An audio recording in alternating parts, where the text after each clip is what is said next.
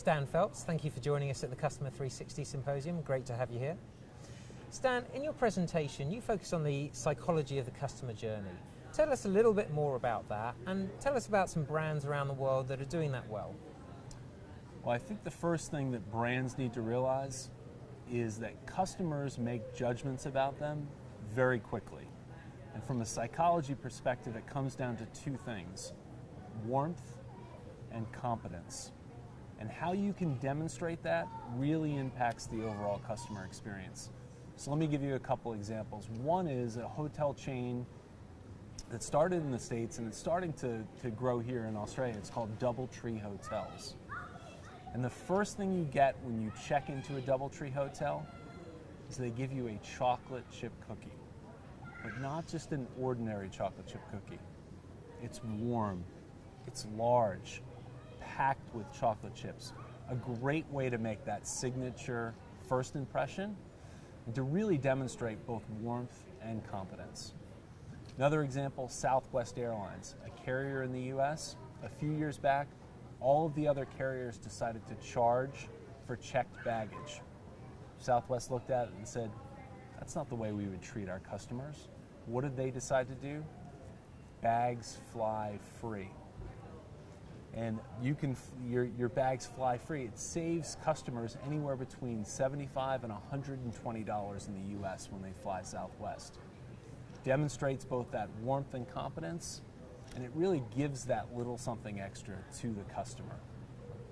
And you talk about the purple goldfish moments. Are those purple goldfish moments? Tell us more about that. Well, purple goldfish is doing that signature little something extra. And a lot of times, if you can do it the right way, it's something that's unexpected. And what people really need to realize about the customer experience is that the customer doesn't really remember the entire experience. They remember moments. And if you can do a couple signature things to your brand correctly, that really makes an impact.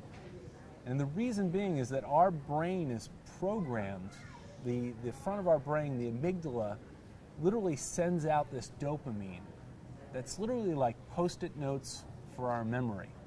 And if you do those moments correctly, those are the ones that stick, that people remember, and more importantly, talk about.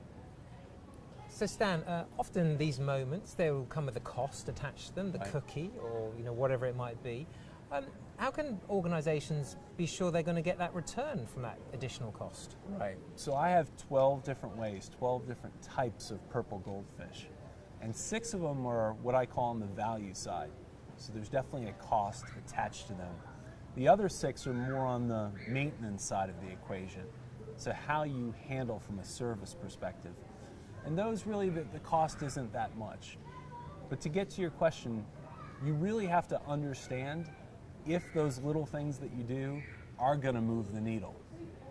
So if you take kind of a lean approach and test these things out, you definitely want to do that to make sure that you know that it's achieving what you want in terms of the customer experience. I'll give you a good example. One of the things I'm a big proponent of is giving that little gift, that little something extra. And there was a study that came out a few years back where in a fast food or quick serve restaurant, they decided to try that out and test it. And they gave each person a little gift when they walked in, and they greeted them. Simply said hello, and they gave them a little something extra. And it was either a keychain or it was a little sample of yogurt. And they wanted to know how that impacted how much they bought. The person that was given both the greeting and the gifting, they ordered 46% more food than the person that didn't get it. So in that case, giving that little keychain or even that sample of yogurt, that paid off tenfold. But you really need to take a testing approach, make sure that you're fully trotting things out, you're looking to be able to get that measurable return. And Stan, customer experience has become a very important topic for organizations. For organizations that are turning their focus to it or new to it, what piece of starting advice would you give them? Well, I would say 2 things really. First, and this is a mantra I really am a believer in, that there's no such thing as just meeting the expectations of your customers. You either exceed their expectations or you fall short. There's no such thing as just meeting expectations. So you really have to have that mindset of wanting to go above and beyond. The second thing is that most companies are going to rush and start to do things for the customer. And of my research, the companies that really get this are the ones that actually start with the employees first.